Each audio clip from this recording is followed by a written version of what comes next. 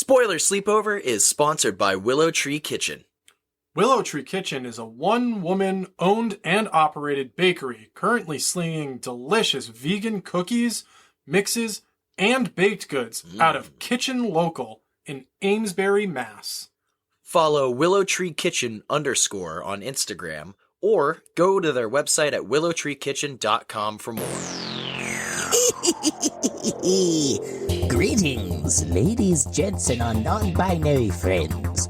Welcome to Spoiler Sleepover, part of the Nerdcast Network. Join your hosts, Jason, Michael, and Rob, as they bring you on a slash-tastic adventure through cinema. Now, enjoy the show. It will be a real scream of a time.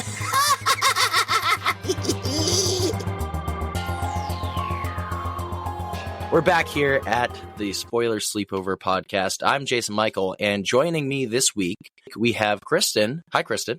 Hello. Kristin and How I, are good. I'm good. How are you? I'm great. I actually got some sleep last night. Hey. We are here to talk about a 1987 classic, The Monster Squad, today. I'm very excited to talk about this movie. It's a favorite of mine that I feel like I don't give enough respect to. It was one that I watched far before my time and have some really great memories and watched entirely too much because we had nothing better to do. Yep, and you have to at least have gotten scammed on eBay one time. I paid for it back when eBay first started and never got my DVD. Oh, no. Yeah. Oh, good Lord. But I have it now, both on DVD and digital. So No scams happening today. Nope, not today. Love that. Before we get into the episode, of course, we have to talk about some what's been keeping us up at night. And Kristin, since you are our guest, would you like to go first?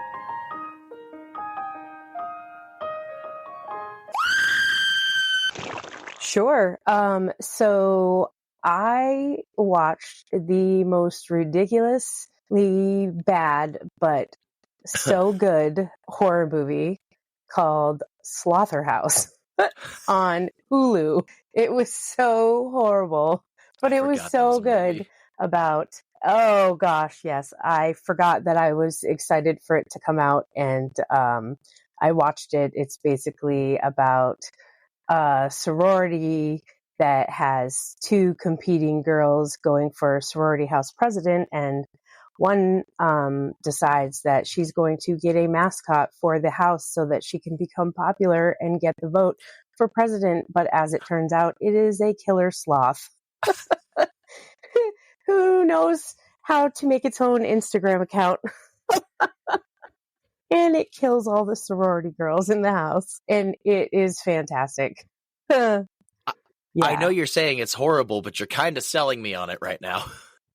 I mean, the sloth is like a puppet, and it's so poorly done, but it's great. I mean, it's great. Some of the kill scenes are just hilarious, and like if you really like B-roll horror movies, it's awesome.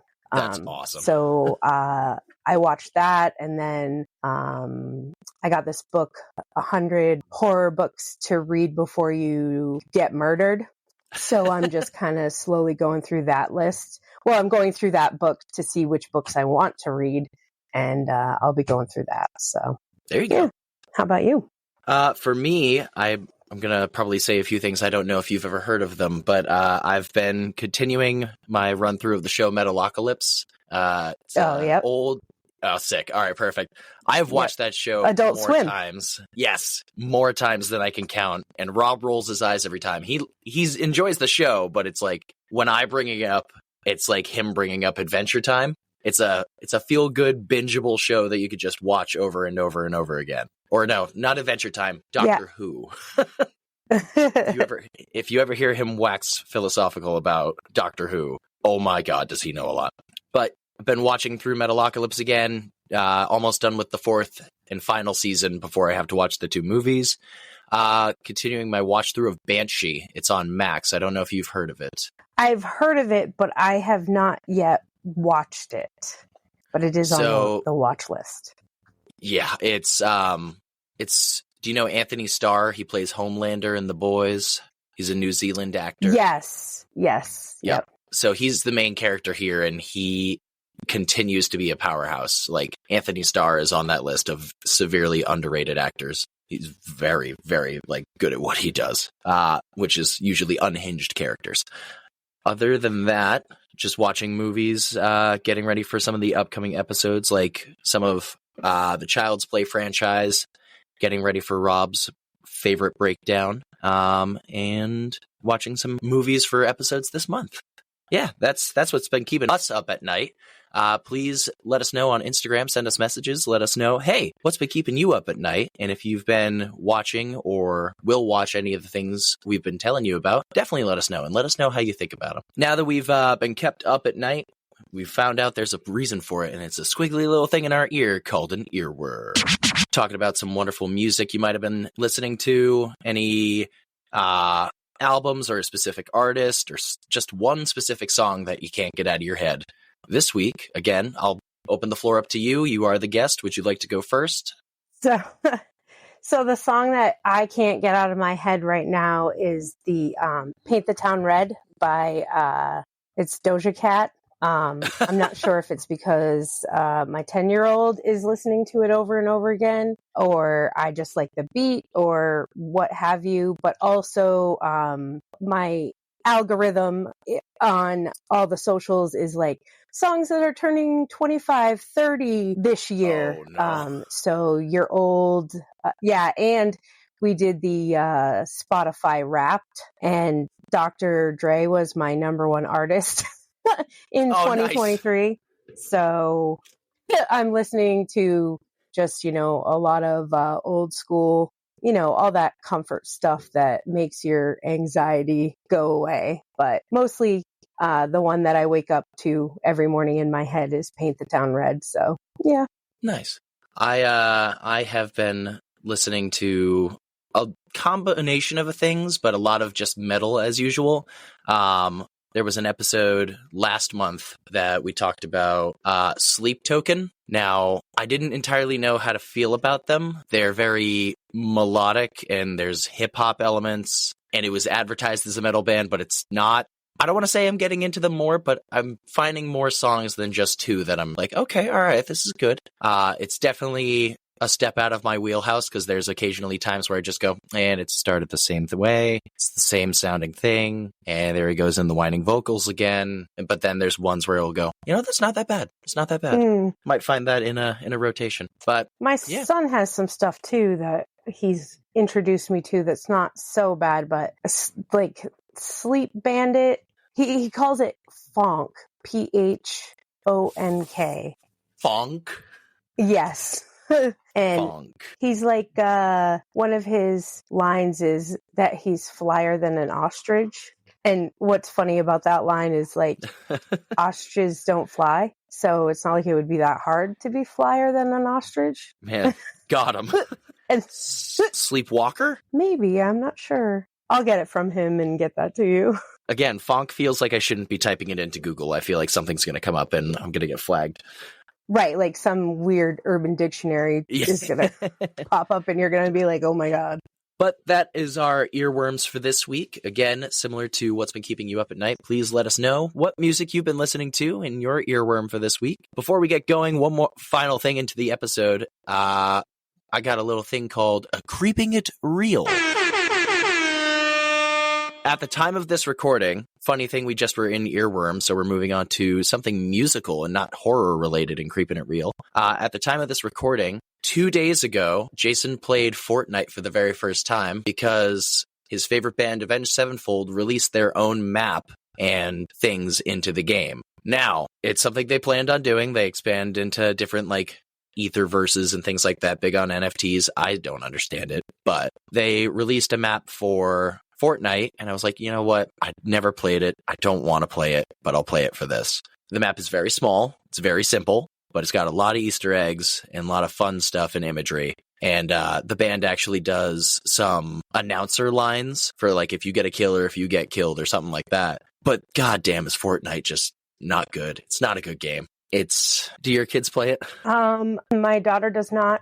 My son does on occasion if most of his friends are, but that's one of our new friends' favorite things to do. I little peek behind the curtain. We both work in education, so we've heard Fortnite several times a day and more than we ever want to admit. But I can kind of see the appeal to kids. It's cartoony, and that's about it. The mechanics suck. The mechanics are horrible.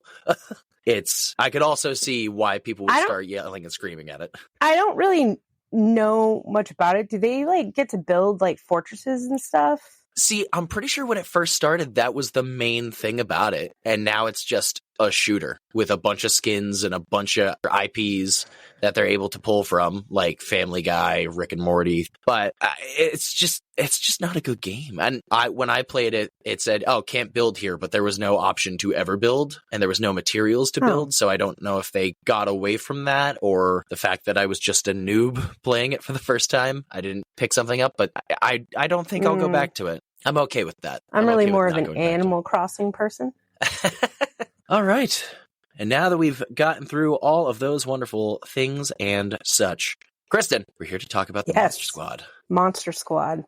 Having that I was a product of the 80s, growing up, I was babysat by a wonderful woman, and she babysat all these kids in the neighborhood, and we watched Monster Squad on the regular. 1987 horror fantasy movie, rated PG-13, but we're talking a 1987 PG-13, not a 2024. It was written and directed by Frank Decker. Shane Black was his co-writer. And I don't know, Frank Decker also did Predator, House, and RoboCop 3. I love House. I didn't know that. Yeah, and Shane Black actually did Lethal Weapon. Oh. So, so that actually came out just before this came out. I have so many fun facts about this. So their budget was $12 million. 1987, $12 million. I did not do the math as to what it is now. And it only grossed domestically $3.8 million. Oh, so no. It was a huge loss. But the reason for that is because it opened 2 weeks after The Lost Boys opened. So Kiefer Sutherland, Jason Patrick, the Coreys. I am in shock right now. That's why it was. Oh no! Oh, that's so sad. Both of them are great movies. I love The Lost Boys. It's my second favorite vampire movie behind 1931's Dracula. I love The Lost Boys. It's that's a tough act to follow, though. No, absolutely. And the best way I've ever heard anybody describe this movie in all the years when I try to describe it to people is that it's kind of like Goonies meets the Universal Monsters. I can see that. Because it's a club of kids. Yeah, it's like a club of kids and they have to save the world against the Universal Monsters. So they were planning to remake it with Rob Cohen, but he dropped out, didn't want to direct it. And then Michael Bay's company, Planet Dunes, signed on to produce it in 2010, but I don't know why, but everything got canned in 2014. I would have definitely liked to seen it remade. I think I would have liked to seen it remade. Maybe because Michael Bay's budget. His budget, and there are so many things about this movie that are so politically, people would be clutching their pearls nowadays to watch it. You really could only have somebody like you or I who really don't find things very offensive that could watch it right now. Yeah, you know what I mean? There's a lot of things that flew by in the 80s, but nowadays you say that you're done, you're canceled. Yeah, exactly. A lot of cancel culture. Oh yeah. A lot of these things would be canceled. So it starts with your classic text scrolling across the screen, obviously. Pretty much sets the tone for the movie right away. Yeah. So as somebody who has a degree in graphic design, black screen with red text, so horrible. It's so hard for your eyeballs, especially if you're watching it on a small screen. Now, I'm fortunate enough to have a very giant screen, so I don't ever have to go to the movies. I just rather watch it at home. This is like telling you about it, and I wrote it all down because it's kind of funny. And it says 100 years before our story begins, and Frank Decker really, really likes ellipses because it says ... It was a time of darkness in Transylvania ... And then there's a giant paragraph, and in the middle of all this giant paragraph, there's a bunch of ellipses. No edit, no enters, no nothing. Just a time when Abraham Van Helsing ... and a small band of freedom fighters ... conspired to get rid of the world's vampires and monsters ... and save mankind from the forces of eternal evil ... And then there's a bunch of space, and it says they blew it in a period. So that was kind of funny. I don't think I ever actually realized that there were that many ... Neither did I until I was like, I wonder if I should write this down. And I'm like, yeah, definitely. So That's grammatically, incredible. it's so bad, but it's a nightmare. Kids aren't going to notice that. And then we go to like an old creepy graveyard then, and it kind of like, it's foggy and it's dark. And there's, we're in the little dungeon. Then we go, and then we go into a basement of a castle, and then there's like, you think they're rats, but they're really armadillos. So, and that's actually...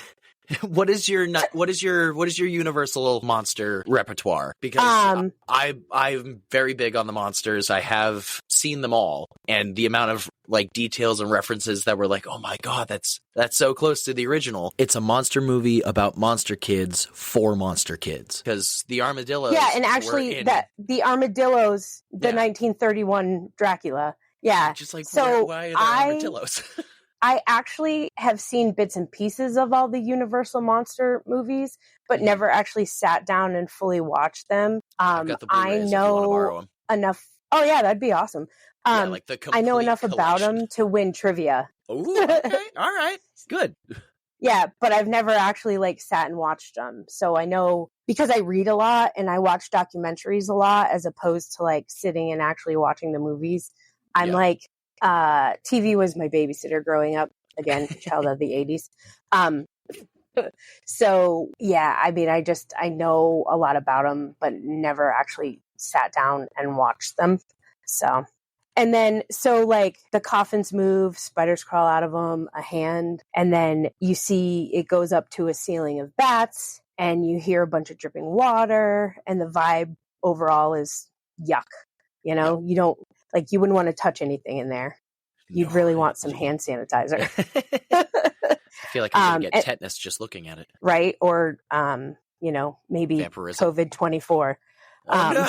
And then it cuts to a really, really big bat. All of a sudden, another jump cut, because there are so many jump cuts in this movie. Mm-hmm. A very terrifying, I don't know how to say his last name, but it's Duncan Rager, and he's Dracula. Oh, he's a very good Dracula. I feel like he also just gets slept on. When people think about Draculas, they're like, oh, Bela Lugosi, Christopher Lee. He does a tremendous one-off Dracula. Yeah, there's actually a couple articles that I had read that say that he's like the number 2 Dracula of all times in this movie. And as a side note, the little girl in this movie who plays Phoebe, which obviously we'll meet a little later, she was absolutely 100% terrified of him. I don't blame her. Yes. The scene at the end is enough to just send chills down a little girl's spine. Yeah. So he wouldn't wear like his contacts or fangs when he had scenes with her because she was so scared of him just when he was regular. So then we hear some horse carriages and a mob scene, from the 1800s, pitchforks and torches. This torch budget is pretty small on this one, like compared to other Universal Monster movies. But they had dynamite. Yeah, their dynamite budget, however, and the dynamite budget for this movie, way bigger than the torch budget. But did they I'm not good with my ammunition history. Did they have dynamite in the 1800s? I would like to imagine they probably could have been like, oh, And gunpowder. in Transylvania? Dynamite invented 1867. Oh, so okay. Northern Germany. Oh, all right. It's brand new, fresh on the scene. Get your dynamite here. So Van Helsing, top in his class of monster hunting. So they blow open the door. They rush in. There's a lady eating a possum with blood all over her face. One of Dracula's brides. Yeah, he kills her with a crossbow. And all of a sudden, this sparkling light hits their eyes, and Van Helsing looks at his watch and yells, 3 minutes! Like they're doing some kind of bank heist. Yeah. And he says, bring in the girl, and he brings in this innocent-looking, Aryan girl. I think that's all I can think of, because she's blonde and pigtails, and, we know that the book is in German. Oh. Maybe if you haven't seen the book, or seen the movie, you don't know that, but I knew that. So she starts reading, and okay, you have 3 minutes, you're reading German, and he's yelling in her face, to read pressure. Faster. Yeah, exactly. And so Dracula busts in, the ground opens up, these skeletons start coming up out of the ground and grabbing all of the men around. The girl's reading. Finally, a portal opens, starts like a Hoover vacuum. Everybody starts going through it, especially the girl. Bye. Yep. Right in. Van Helsing's holding onto a skeleton. Just it's such a weird opening for what you're not expecting to happen. All of a sudden, it's like, hey, this glowing stone just sucked everybody in here after she read from a book. Yeah. It's like, oh, okay. Yep. And so then the screen kind of goes black, and then you hear a bunch of what you and I hear every day, kids talking, a bunch of noise, and it says on the screen, present day, and it pans in on a school, and we meet our two main kids, Sean and Patrick, and they're in the principal's office being reprimanded for not paying attention in science class and drawing monsters instead, and making fun of their teacher who looks like a cat. And a funny thing about that is I don't know if it is actually said, but I think that the movie Men in Black makes a reference to this movie because they show a teacher teaching class that looks like a cat lady, and they say that she's an alien. It's also been a very long time since I've seen the Men in Black movies, so... Yeah, and I think that that's a reference to this movie, but I'm not sure. So the principal's like, do you know what I have in this folder?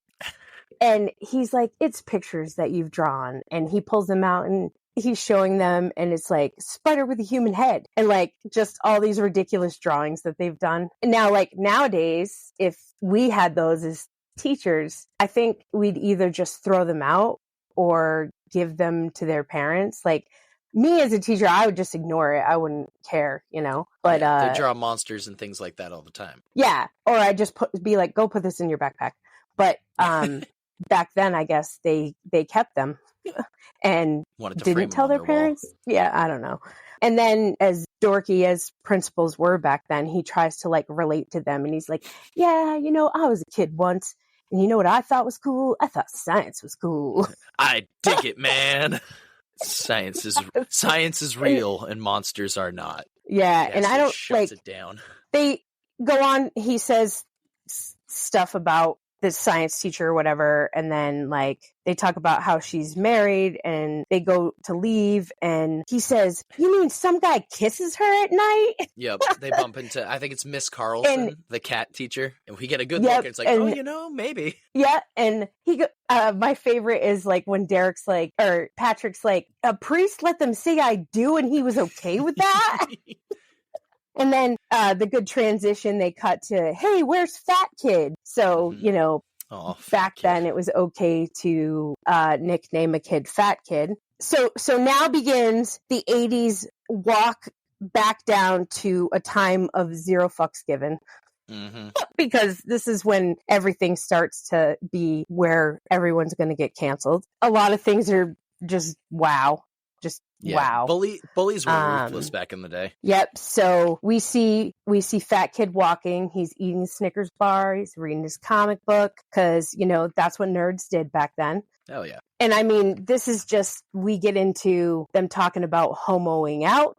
EJ is the bully, and I don't know if people remember the Wonder Years, but EJ goes on to be the older brother in the Wonder Years after this movie. So he pretends that he's a news commentator, and he says to his friend, what makes Fat Kid fat? And he says, shut up, EJ. I have a glandular problem. And then he says, at least I don't have a stupidity problem. He was like, say? What was that? And he rips his comic book. And he goes, oh, I ripped it. Must have been my stupidity problem. Damn right it was, you and he bastard. and he calls him an asshole. Horace calls him an asshole. Yeah, I love the little thing of they call him Fat Kid, and he just goes, my name is Horace. Aw. Good for you, man. Good for you. Yeah, exactly. And he calls him an asshole, and he says, what'd you say? The derogatory F word. I think that he's saying it in a sense of, what are you saying, you jerk, or you stupid kid, not in the derogatory way of what it would mean now. And he starts beating him up, and then the coolest character. In rides my teenage dream in leather on a BMX bike, Rudy. He was a dreamboat. He's the badass. hair, the glasses, the attitude, a bad boy. Yep. He's the righteous bully. Lace eye. They say he's in junior high. Yeah. So, are these kids in elementary school, or are they in middle school? So the way that other places work that are not where we are, junior high is technically 7th and 8th grade. Oh. And elementary school is K through 6. Holy crap. So, yeah, that's why. So technically, because I think Sean and Patrick are 12 or 11 or 12. So that would make them 6th grade. Yeah. I think Dracula says it's with a 12-year-old boy or something. Yeah. And if they stayed back, that makes sense. Yeah. He lights a match with his heel of his shoe. He lights a cigarette. And he met my friend Horace. Yep. And then in front of the whole school, he makes EJ eat the Snickers bar that he smashed on the ground while the whole school watches. And it's sweet, sweet karma. So then we cut to 5-year-old Phoebe walking by herself home from where I don't know. Yeah. She's got the little flowers like the little girl from Frankenstein, Maria, does. Mm-hmm. She's got her little white and yellow flowers. She's basically Maria from Frankenstein, but doesn't get thrown into a lake. Right, exactly. The 80s, she's walking home by herself. Mm-hmm. And we see Sean and Patrick cut across where she's walking, and Sean catches a glimpse of her and says, oh, great, Phoebe. And then once she catches up, Horace comes out of nowhere for a nice little jump scare and said, oh my God, did you guys hear what Rudy did? Meanwhile, the club. Sean and Patrick are arguing about whether or not Wolfman can drive a car and why he wears pants. And they say the movie was made in the 40s, so he had to wear pants, so you did not see his wolf dork. And Patrick stops and says, wolf dork? The things that 12-year-olds think about. They talk about Rudy, and they huddle together, and they say that there's one way to see if he can get in the group, monster test. They also gawk at the scary German guy's house and talk about how he was probably just an old creepy guy on welfare. Yeah. But an old creepy guy on welfare in a nice house like that, sign me up, right? Yeah. And then they talk about how he's a German spy, and Sean says, we're not at war with Germany anymore. And Phoebe says, no, we're at war with Vietnam. And they were like, how do you know? And she says, I saw it in Rambo. So there's just the thing I love best about this movie is how there's so many just popular culture references to all the things that were going on back in the 80s. Yeah. And then we're on to the airplane, the World War II Browning bomber. Beautiful and the plane, though. Oh, yeah. And the pilot's complaining about how he's depressed. And the other pilot is like, why are you depressed, dude? You're flying a World War II bomber with dead people on it. They don't complain. They don't ask for peanuts.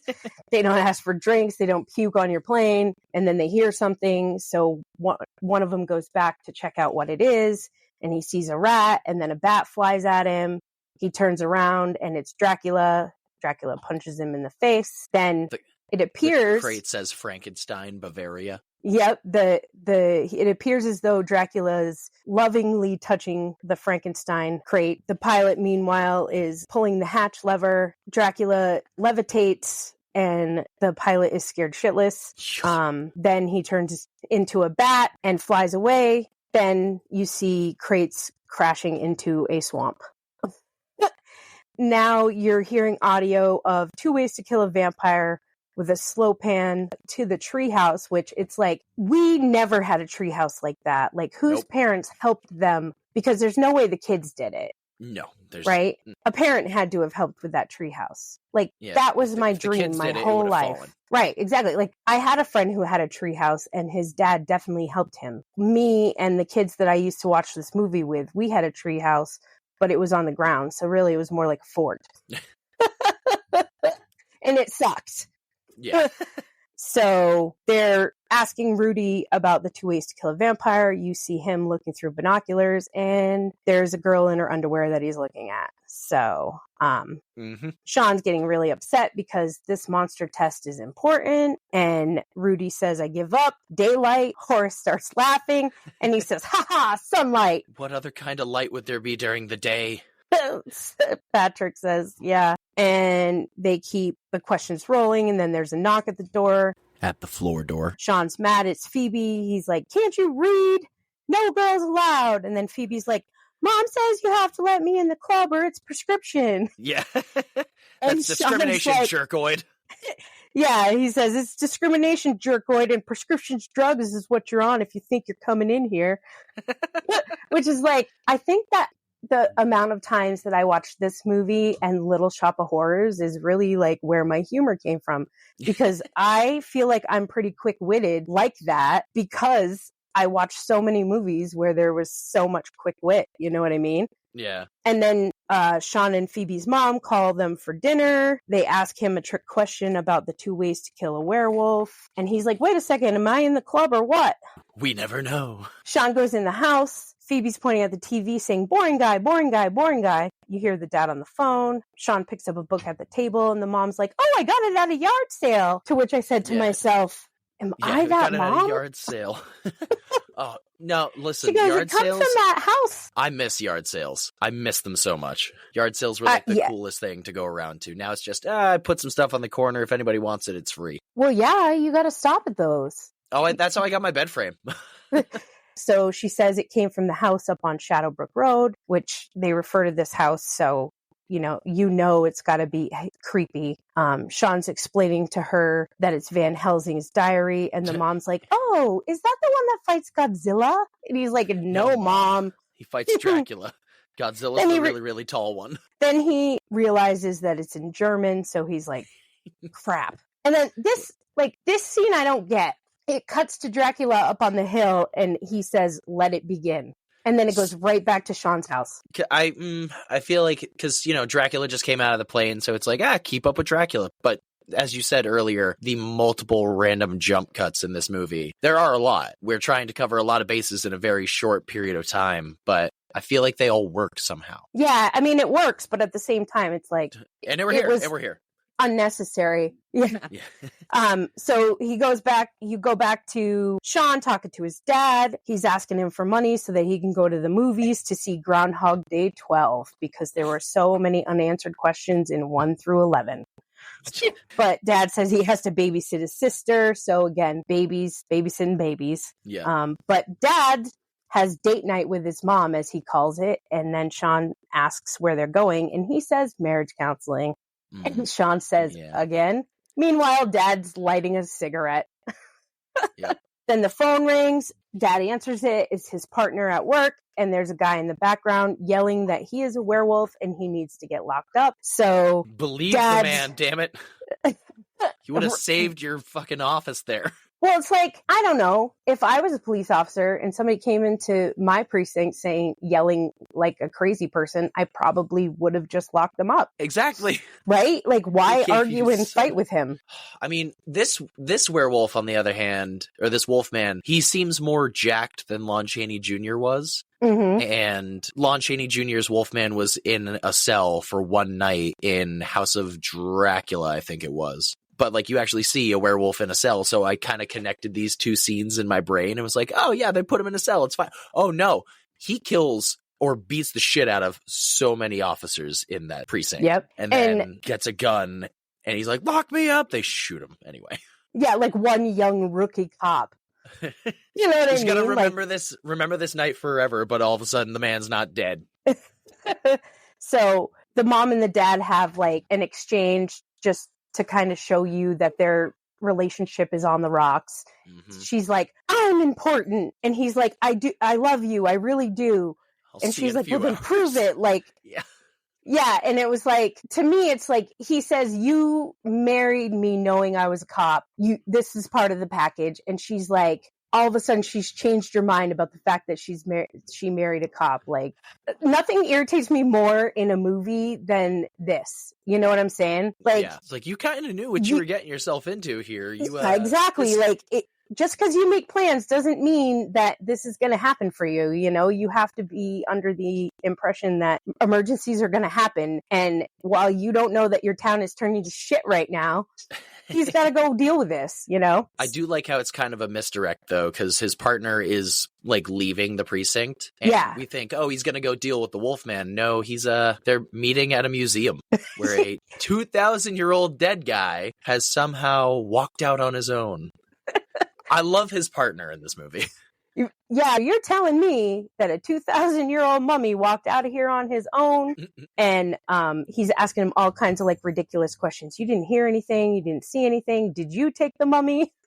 And just not connecting, damn it. Meanwhile, Sean's dad is like, he's like, I'm glad you're getting so many laughs out of this. And then jump cut again, the mummy is shambling down the street. Meanwhile, the ambulance with the dead Wolfman passes, and you are in the back of the ambulance, and the Wolfman comes alive, kills the EMT driver, and it's back to Sean's house, and the dad comes to the roof, and Sean is watching Groundhog Day 12 from the roof, because he can see the drive-in. Their house is in the coolest spot. You can watch the drive-in from the back, like, top of the roof.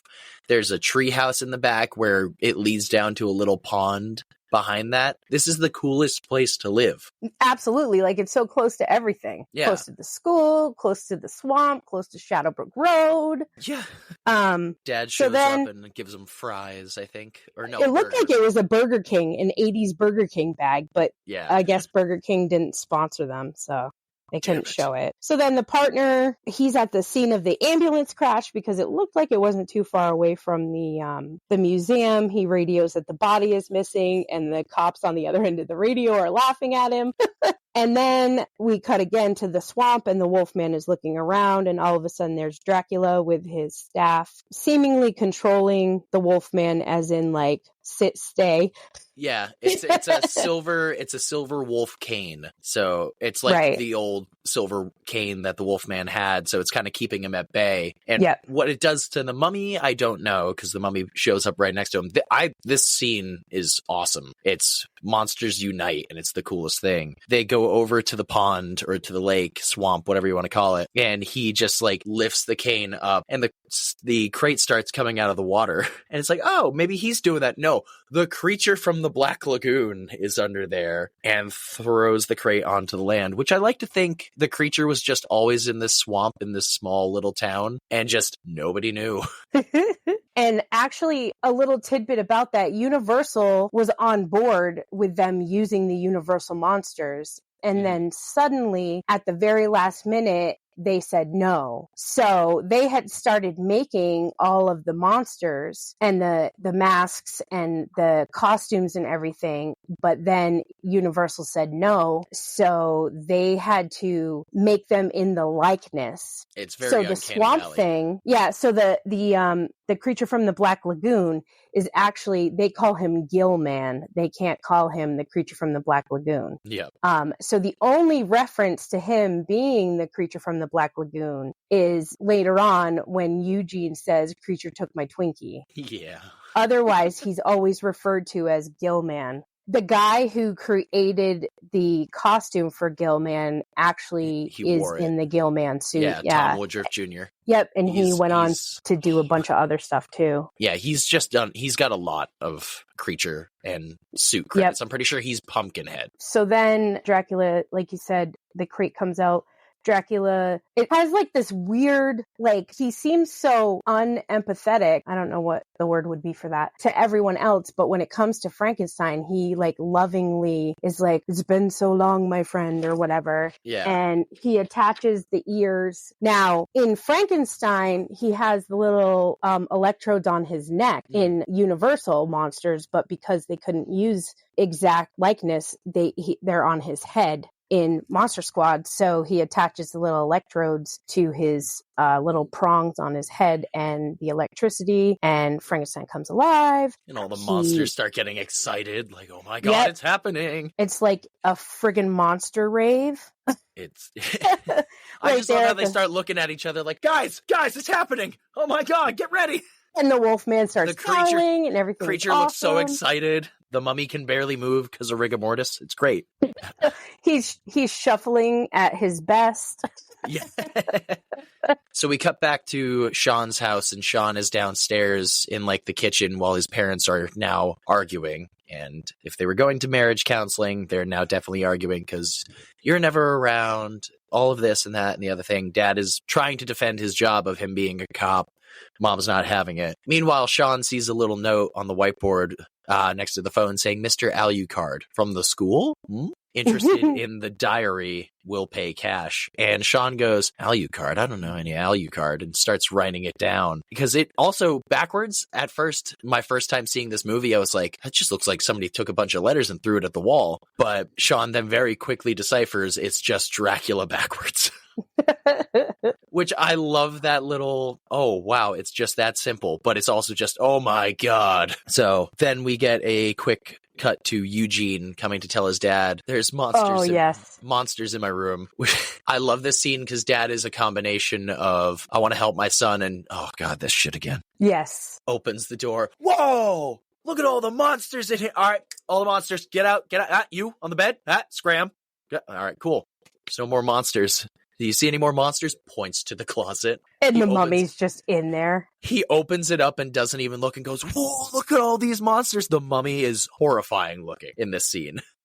Absolutely. And he's just standing there, and the kid's just like covering his eyes. Don't want to look. It's like, all right, enough of this. Go to bed, because if you disturb me and your mom again, it's going to be a big problem. And the question that I have is, like, again, same with the Dracula. How did he get from the swamp to Eugene's room, and why? I don't know, honestly. I don't think there was ever a connecting thing besides Eugene just going, "Mummy came in my house." At the end, right? Yeah. I think it was just to like connect the monsters to the characters. And there was a line that Rob would never let me live down if I didn't mention it. But when they're giving Rudy the monster test, they go, "Is Frankenstein the name of the monster or the guy who made him?" It's like, the guy. Yeah, he's the Frankenstein monster. Frankenstein is the guy who made him, which Rob will never let that go, which I'm here for it.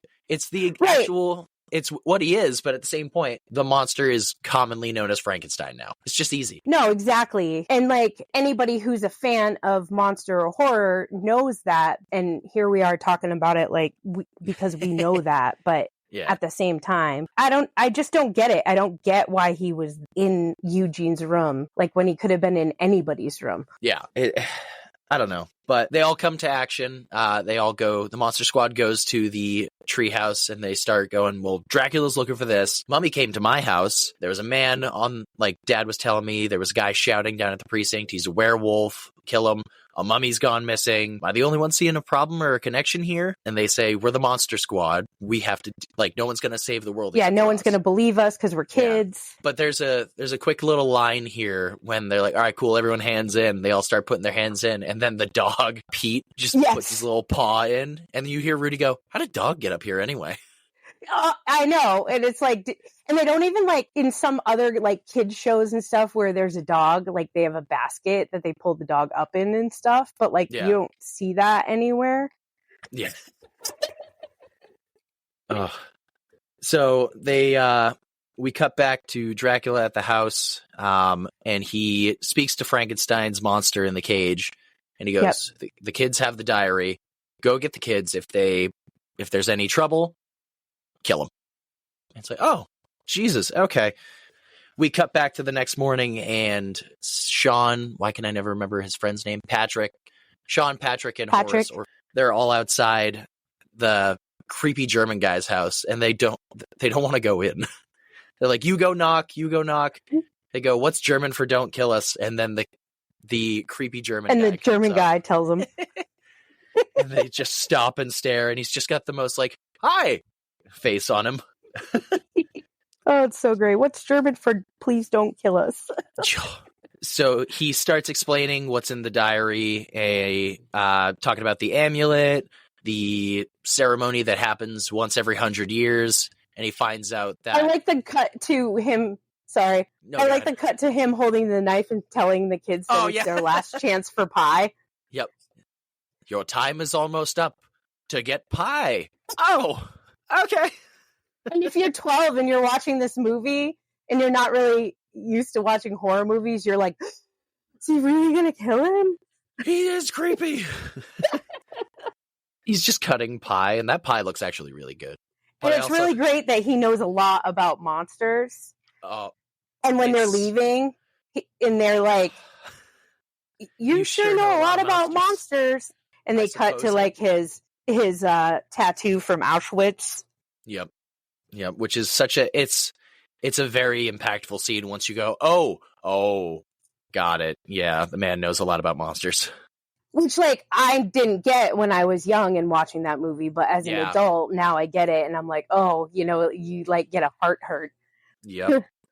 I mean, he suddenly becomes the most helpful person, but he is still also very fixated on pie. Like, when they all meet up later, he goes, I think we should all go back to my house for some pie. And it's like, listen, we can celebrate with pie after, but now's not the time. And why do you want all these kids at your house? 80s, different time. Yeah, I know. Nowadays, it'd be like, sir, we're not going anywhere near you. Gen Alpha might. Yeah. Oh, God. I forget that's their name. Because they're feral and honey badgers. They're feral and honey badgers? Oh, no. So Phoebe's down at the pond right next to their treehouse, just throwing flowers in, again, just like Frankenstein. Yep. And here comes the monster right up next to her, and it's just, oh, this girl's going to get thrown in the water. Nope. Boys come home, or the whole squad actually comes home, and Phoebe's like, guys, would you look?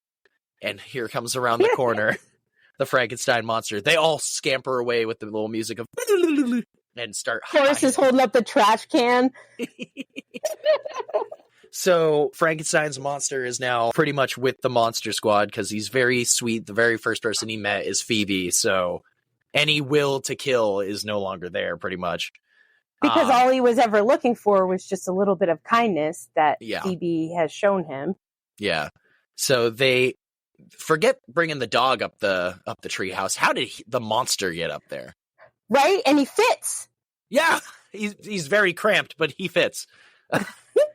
I guess Rudy must have set up the camera because Frankenstein just looks out, sees something in the window, accidentally leans on the camera, and it goes off. And Phoebe taught him to talk, and his favorite word is bogus. Very bogus. Just looks at the camera, bogus. They then show him a mask of the Frankenstein monster, and he looks at himself and then throws the mask down and goes, scary? Like, am I actually scary? So sad. But then they cut to such a nice walking sunset scene. So little sunset. Oh, and they're walking down the street. Mm-hmm. And that's such like a good, like, I want to paint that scene. It's very, very nice. Oh, and before when they all ran away from the monster, Phoebe goes, guys, he's friendly. Don't be such chicken shits. A little 5-year-old girl just being like, guys, come on. you chickens. And this is where we start getting one of the coolest scenes in the movie to me, because montages, yes, are they monotonous? Absolutely. But this, especially with the 80s soundtrack and the fact that they're gearing up to fight monsters. The Casio beats. Yeah. I like when they're like talking about how they're going to find a virgin, and they figure out that the person that Rudy's been looking at is Patrick's sister. And he's like, all my sister does is hang around and let guys touch her tits. How does a 12-year-old even know that? But, I mean, I guess, the 80s. Oh, my God. And they take her, like, to the ice cream place or whatever, and they're like, so... Are you a virgin? And she's like, what? And they were like, we'd like to know if you've ever... And then he's like, ever been dorked? Yeah. It was Sean, Horace, and Eugene, and Pete, and Frankenstein. They all went to Shadowbrook Road, which Dracula had found already with the help of the Wolfman. He found out the amulet is still in the house, but just surrounded by crucifixes and garlic. So, cannot get to it. So they're at Shadowbrook Road, and you hear Frankenstein go, Master is near. Master wants kids dead. And it's just, okay, we're screwed. We're in so much trouble. So they have a whole walkie conversation, and this is right before they cut to the ice cream place where they ask her, have you been dorked? Yes. Just Rudy going, hey, this babe is major. It's just such a great line to me. This babe is major. Oh, also during the montage scene, Rudy walks into like a 24-hour camera development store, or like picture photo development. Those booths. Yep. Rudy walks out and finds one picture. And he's like holding it up in the air looking at it, and then later on Frankenstein has it, and all the boys are like trying to jump up and grab the picture so they could see it too. While Rudy's just sitting like, yeah, that's my picture now. So they go inside the house, and they're like, oh, no, well, no dead guys here. Let's go. It's like, no, we have to stop them. We have to save the world, find the amulet, blah, blah, blah. Okay, fine. Frankenstein walks in, creaks the floor. Dracula looks up, and he's been rigging dynamite to the hole. And the plunger just sinks, blows up the hole, knocks some of the like scaffolding and beams down onto Frankenstein, and traps him. And they're like, cool, we gotta go. Leave him there. He's not going to help us right now. We can't get him out. It's like, And then the line that they didn't know was going to be the most famous for this movie. And here it is. Kick him in the nards. Yeah. Wolfman shows up. Kick him in the nards. What? Kick him in the nards. Kicks him. Wolfman's got nards. Doesn't he say, Wolfman doesn't have nards? Kick him anyway. Yeah. The best part is like watching back interviews. I think it was for one of it might have been in 2017 when it was the, you're making me do math now, Jason, 40-year anniversary of it? 40-year anniversary. No, 30th. Is that how math works? I'm not that old. I've only been out of high school for 27 years.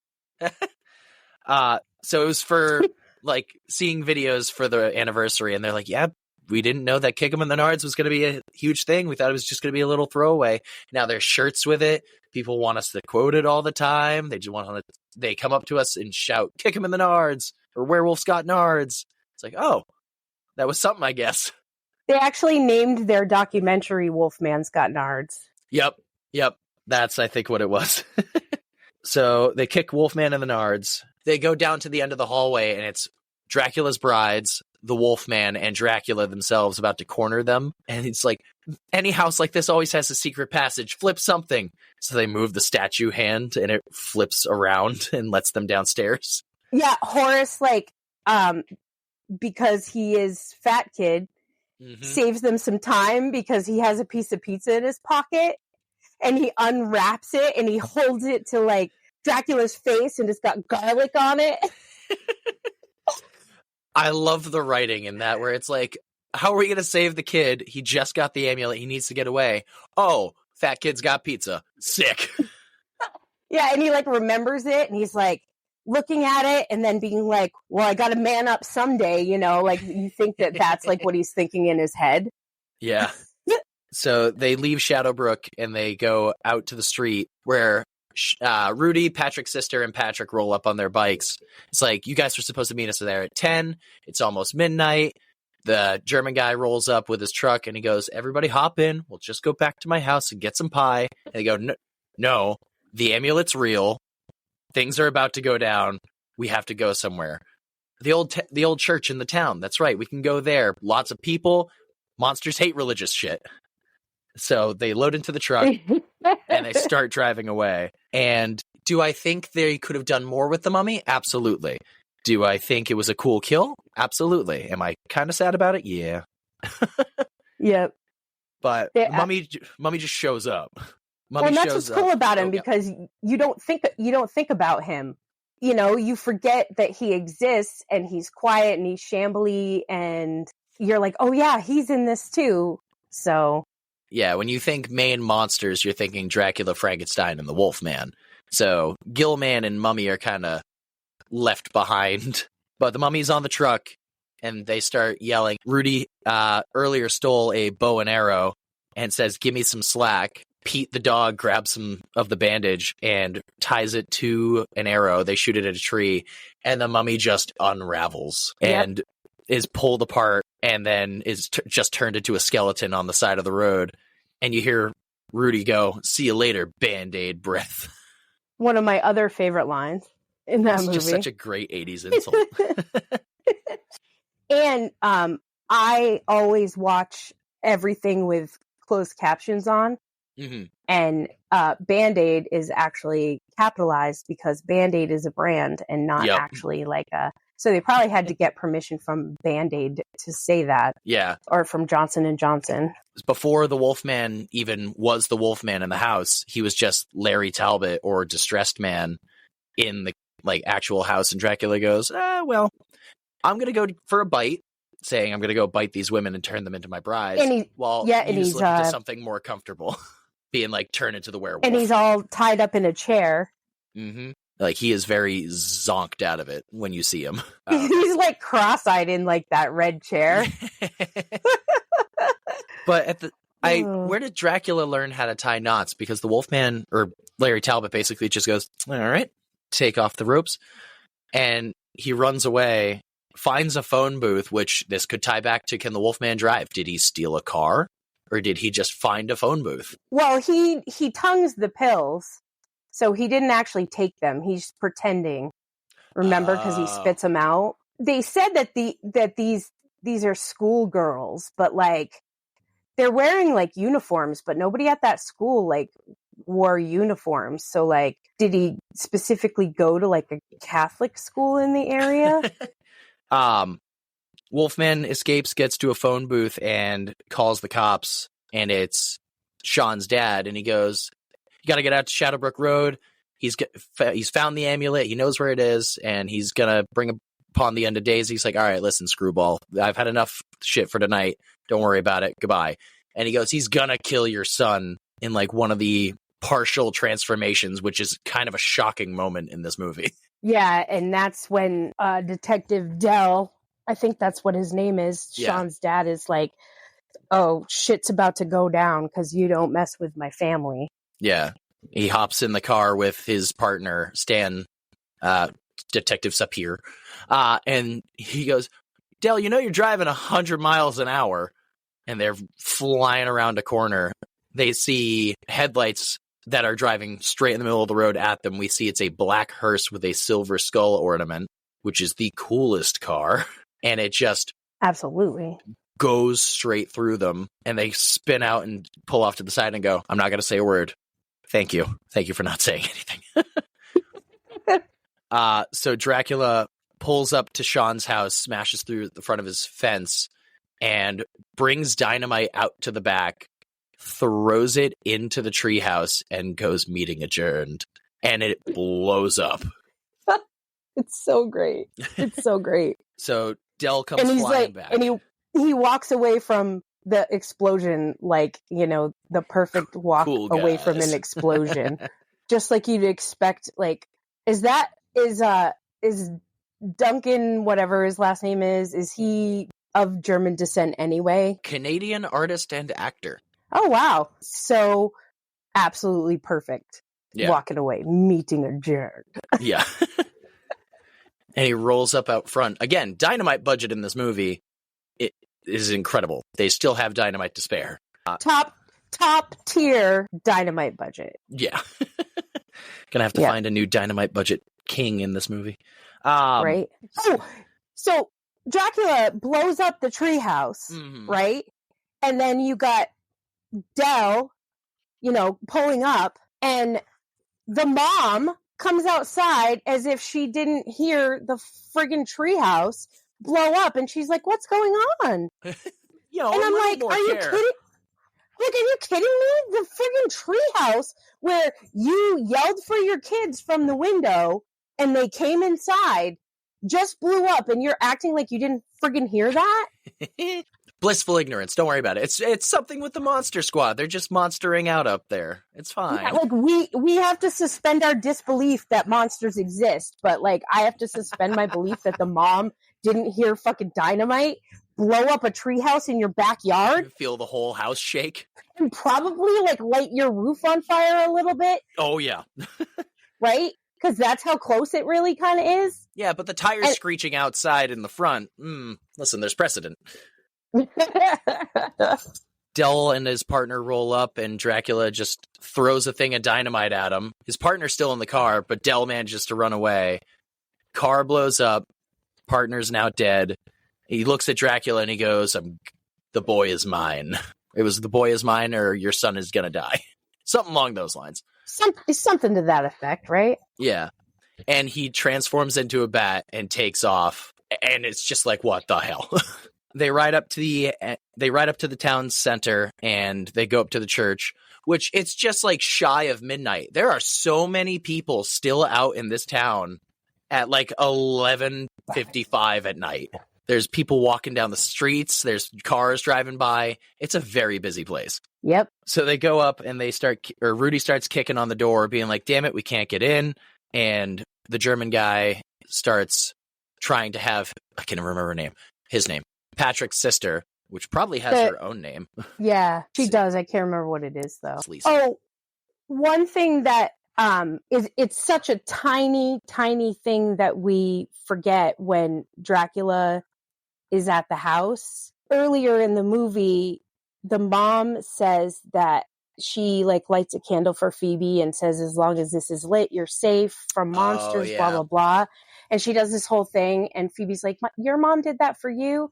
The mom, it has the candle lit in her room, and she's like putting clothes away in the closet or whatever, and the candle goes out, and Dracula pulls up at the house, and it's kind of simultaneous, and it's such a tiny little itty bitty thing that you don't notice unless you've seen the movie like 800 times.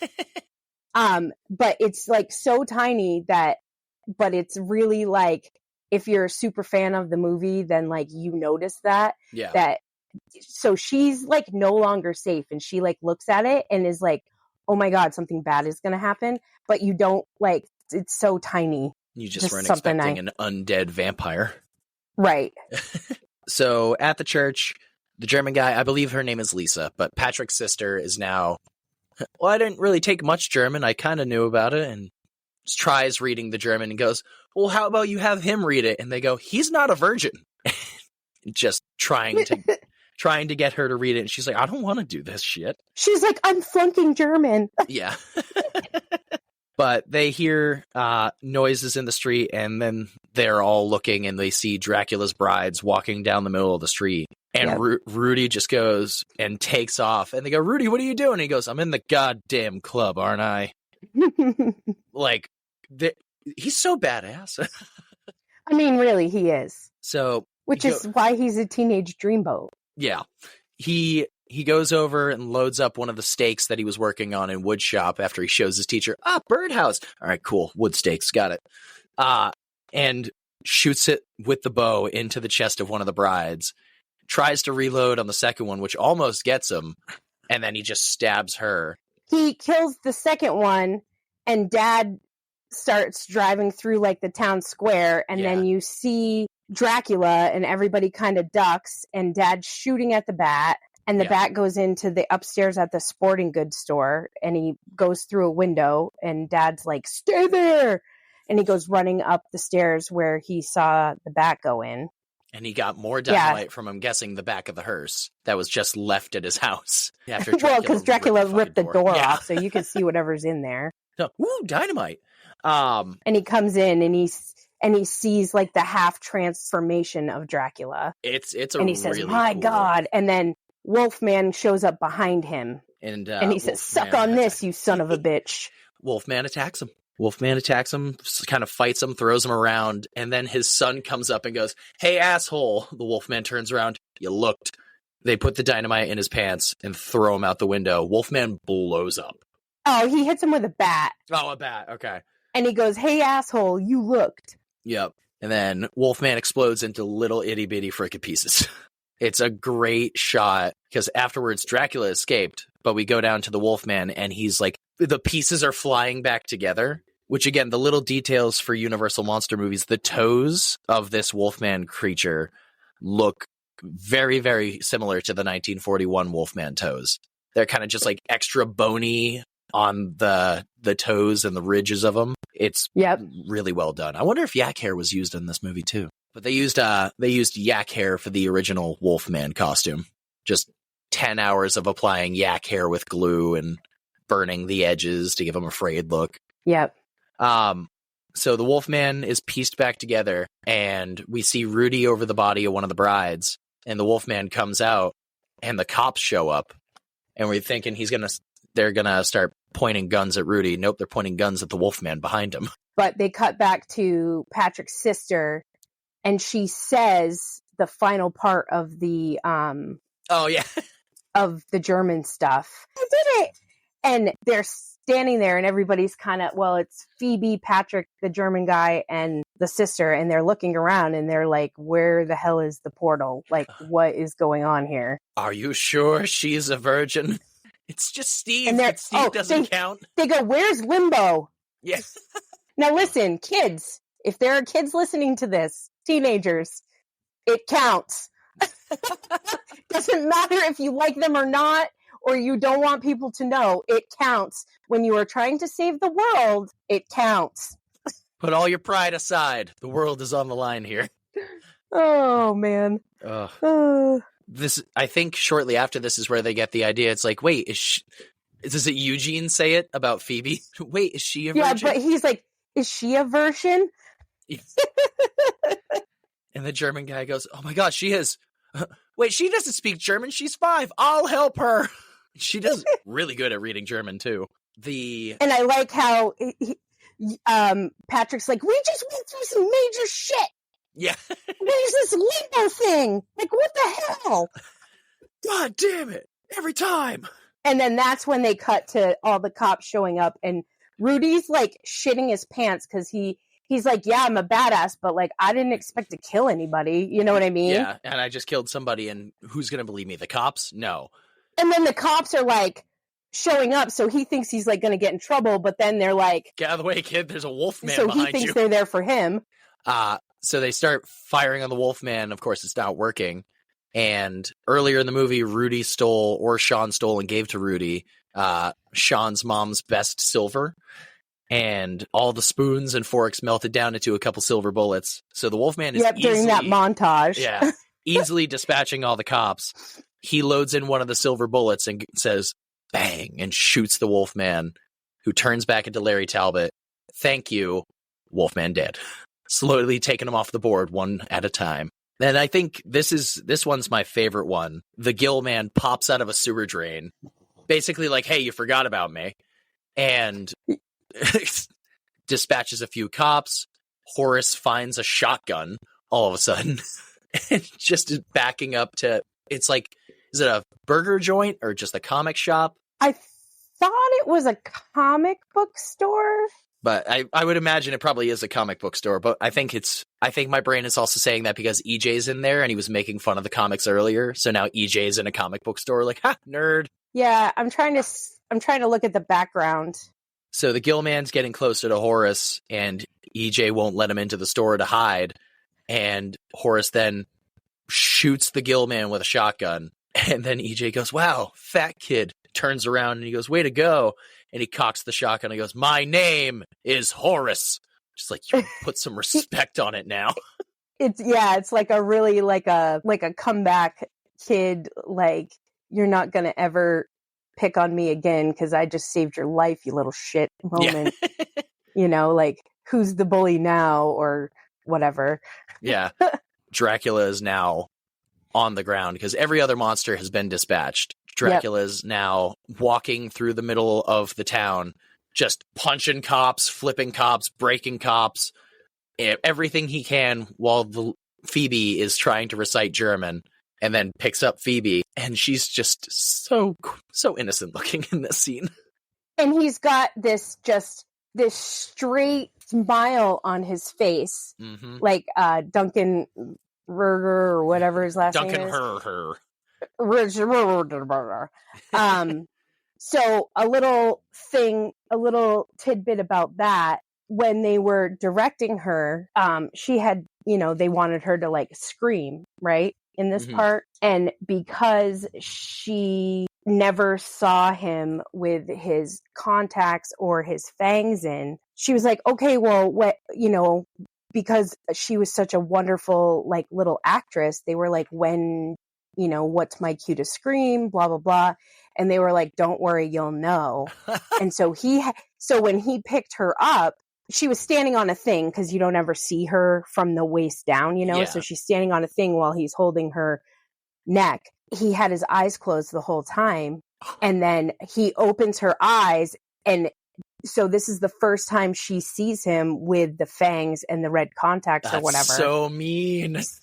She couldn't get anything out. So they had to do 2 takes. So it's like a legit, I'm fucking terrified scream. Oh, like they were talking about it. They were talking about it in the documentary. So her scream is like legit. Oh, kiddo. In that part when she actually screams. Yeah. So that's incredible. Yeah. It's also his line delivery is, it feels real. It feels pissed off. It doesn't feel like something royal or regal. It's just like, all right, I've had a long day. I'm tired of this shit. Give me that amulet, you bitch. Yep. It's like a parent that's just had enough of your rotten little kid shit.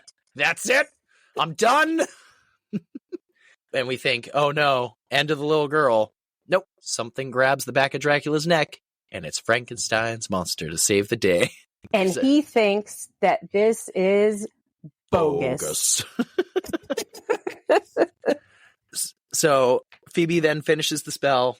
Vortex opens, and every monster starts getting pulled away. The brides, the Gill Man probably got sucked up. Maybe the skeleton. The dead cops. Yeah, maybe the skeleton of the mummy that's, a mile back down the road. Who knows? Scary German guys, Humvee. Yep. From like the 40s. I just finished paying that off. God damn it. That's like an artifact that should be like in a museum. Not anymore. The museum is, hey, the people in this vortex are like, what is this beast from the future? Yeah, Dracula pulls Sean. Dad can't stop him, but then Van Helsing comes out of the portal, pulls Dracula back with them. Van Helsing! And he gives Sean a thumbs up, which is... A thumbs up. It's such a great ending to the movie. Just, it takes Dracula back. And it's like, was he in Bill and Ted's Excellent Adventure and like learned that? Possibly. Like the thumbs up. Did they take him bowling like they did Napoleon? And then the most heart-wrenching part of it all is Phoebe saying, don't go to Frankenstein as he's getting pulled in. Phoebe. And she gives him Scraps. Yep, her little stuffed dog Scraps. He learned how to say Scraps earlier. Scraps. Oh, buddy. And actually Brody had a Build-A-Bear puppy that he named Scraps because I did show him this movie when he was far too young. Probably around 7. Aww. and he named his puppy Scraps. That's adorable. And I had nothing to do with the help in naming that. Sarcasm. Sure. Yeah. She's like, don't go. And she's like, so cars are being sucked into this portal, and she's behind a park bench. Mm-hmm. She's perfectly fine. Safe. Yeah, safe. No problem. Listen, dynamite budget, car flipping budget, no time for park benches. Right. But... yeah. Park benches are lights in the town square. Yeah. You know. Perfectly strong. They're very secure. They like their park benches. But Vortex sucks everybody up, or at least the monsters and any, casualties.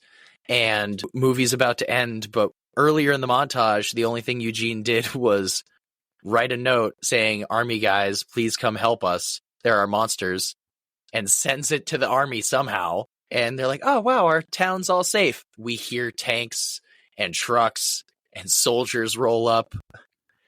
And it's just like, "All right, which one of you is Eugene?" And a little boy walks up and goes, "All right, son, where's the monsters?" And it's like, "Mommy came to my house." It's like, what? Can somebody tell me what's happening? And then Patrick made business cards for the Monster Squad, rolls up and goes, or Sean rolls up with one of them and goes, "Yeah, we're the Monster Squad," and hands him the card.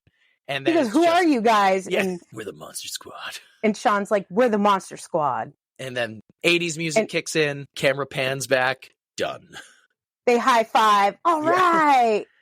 And ends just the way an 80s feel-good movie should. Yep. With everybody high-fiving at the end. And the song that plays is actually a song that was made especially for this movie. Yeah. And there were two different versions of it, but that's all I really know about that, was that there were two different versions of it. But I don't know if you know this. Uh-oh. But there were two, when it plays on TV, like on TNT and stuff like that, there's actually a couple of the deleted scenes that are not included on the DVD release. In the opening scene, one of Van Helsing's men pulls the stake out of Dracula's chest, and it resurrects him. Oh, okay. And then in an extended scene, when the pilots are flying, the pilots do like a comedy routine. Yeah. And I've actually seen this. They're not always done, but there's a scene between Phoebe and her mom, and the mom says to Phoebe to go watch her favorite TV show, and Phoebe says that the PTA won't let her on the grounds that there's too much sex, which leads the mom to say something under her breath about needing a little more sex in the house.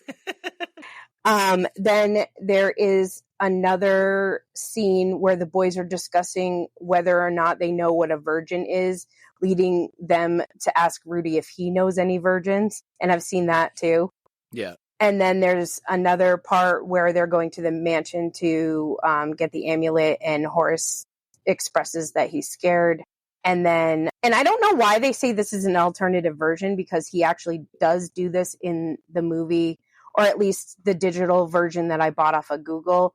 Says there's a scene with Rudy putting his arm around Patrick's sister to her disgust as they observe the carnage in the movie's finale. And no, that happens, yeah. Yeah, so that's not really an alternative version, but yeah, that actually happens. So, and one of the reasons that they didn't make a lot of money for this movie too was that because of the rating, a lot of kids couldn't go and see it. Yeah. The Gilman suit, a little less blood, it probably would have gotten PG, maybe. Yeah. The Gilman suit, the guy had to wear that suit for 15 hours a day. And it was like seamless. So like he couldn't get out of it to go to the bathroom. So if you ever want to get me a present for our shared birthday or Christmas or anything. Oh no. They had wanted posters, and the Mummy poster is a wanted poster, and on it says statutory rap. Yeah, you can see it in the documentary because some people have them, but they were wanted posters, and they were like wanted for this, that, or the other thing. And Dracula's assault and battery. Yes. I mean, it is so clever, but at the same time, like, that would not fly nowadays, some of the stuff. But they really didn't, like, use their budget well when it came to advertising and marketing. Yeah. The director was saying, like, he didn't find out until 2006 that people, like, really adored this movie. Yeah, it took a while to get there, which is so upsetting. And then they had to buy this 35 millimeter film in New Zealand from a film collector because there were no prints in North America. Oh, wow. They had to buy it back from an art, like where films go to die. Jesus. They consider Kingdom of Badassdom like a kind of sequel to Monster Squad, like where the kids went when they grew up. So I'm going to watch that to see how that went. Nice. And the special effects guys, their business really flourished after this movie. Yeah, it was Tom Woodruff Jr.'s effects company. And then the actor who played Horace, his name was Brent. He died in 1997 from pneumonia. He had asthma, so he doesn't get to do all of this fun stuff, but they always like try to include him in some way when they do the Comic-Cons and stuff. Yeah. Because he didn't get to see this kind of like resurgence. And for anybody who didn't know, Rudy and Phoebe are married in real life and have kids together. Aww. So yeah, that is the Monster Squad from 1987. Lots of fun facts and lots of Universal Monster fun had there. Before we get into anything else, we've got two more things to do. We have Bloody Legend of the Week. Thinking of two people, like definitely Ashley Bank as Phoebe and Tom Woodruff Jr. for his special effects. And Yo Man. Definitely Tom Woodruff Jr. because he went on to play many more monsters and do the special effects for Monster Squad, Saw, many other horror stuff. Yeah. So and then for sure. The little girl just holding her own as best she could, and especially against Dracula, and giving a real performance.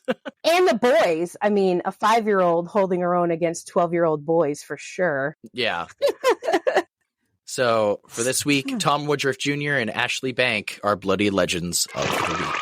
Now, before we get to any thanks, we have a fun rating system here that ties in with the movies. So for the Monster Squad, Kristin, out of 10, how many pairs of Wolfman nards would you give this movie? Oh, I would definitely give this 8 out of 10. Nice. I can't give it a 10 out of 10. I mean, that would just be biased of me growing up in the 80s because there are just some things I just don't understand in the movie, like I mentioned, but definitely 8. And anybody in my age range, they really need to see this movie because it'll just bring back so much of, us Gen Xers. Childhood and remind us who we truly are deep down inside. So definitely 8 pairs of nards. Nice. I would actually have to agree 8 pairs of nards on this because I love Me My Monsters. I love the Universal things. I feel like this is a far enough left field take that it kind of feels like it's connected in a way. Like this could be another House of something. And I would be okay with it, but it's got an innocent feel to it. It's got a nice feel to the movie. 8 out of 10. I would definitely have to agree. Yeah. It's a gateway drug. It's a horror. The Monster Squad's a gateway movie. Oh no. So at the end of our episodes, we have thank yous. So for this week, Kristin, do you have anybody you would like to thank? Well, I want to thank you and Rob for having me on. I know Rob's not here, but definitely thank you guys for having me on. This was fun. Of course. And taking notes all week and learning how to do it. So that was great. And, thanks to the makers of this movie because, I wouldn't have a healthy love of horror if not for the people who made this movie. So, that's about it. Nice. I would have to, of course, thank you for coming on, and we finally got it to happen. A lot of behind the scenes of neither of us really having time or just me forgetting to record this episode, but eventually we got to it. It was a lot of fun. I really enjoyed rewatching this movie again. So thank you very much, Kristin. Thank you, Rob, for the continued being my other co-host and getting more stuff done. He's working the behind the scenes and the Instagram, getting all that stuff done while I am doing the editing portion. Especially for this month. My wonderful other half in England. Actually, at the time this is coming out, I believe in a few days I'll be leaving for England at the time of this episode coming out. And of course, to our wonderful sponsor, Anna at Willow Tree Kitchen, making wonderful vegan cookies. Now, I am not a vegan in any way, shape, or form, but these cookies are, you see vegan in the title and you just go, all right, you can't tell. It's dangerous. It's really dangerous. But go check out Willow Tree Kitchen, give Anna the love and support, and tell her that Spoiler Sleepover Center sent you to her. There we go. Little look at next week's episode. Kristin will be back, and we will be talking about The Conjuring 2 this time. So we'll be continuing down the rabbit hole that is the start of the Conjuring universe. So that'll be a lot of fun. But again, thank you very much, Kristin, for coming out this week and talking some monsters. It's been a blast. My pleasure, and hopefully we can get together for a couple more ideas I have. Oh, absolutely. So until next week, sleep tight, suckers. Wolfman's got nards. Thank you for listening to this week's episode of Spoiler Sleepover, but the fun doesn't stop there. Go follow us on Instagram and Facebook at Spoiler Sleepover, and be sure to check out our website www.spoilersleepover.com for more. That would be really fantastic of you. So until next time, sleep tight, suckers!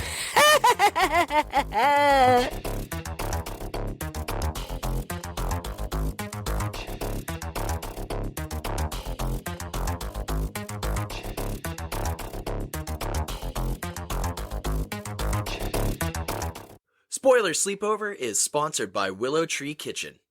Willow Tree Kitchen is a one-woman owned and operated bakery currently slinging delicious vegan cookies, mixes, and baked goods out of Kitchen Local in Amesbury, Mass. Follow Willow Tree Kitchen _ on Instagram, or go to their website at willowtreekitchen.com for more.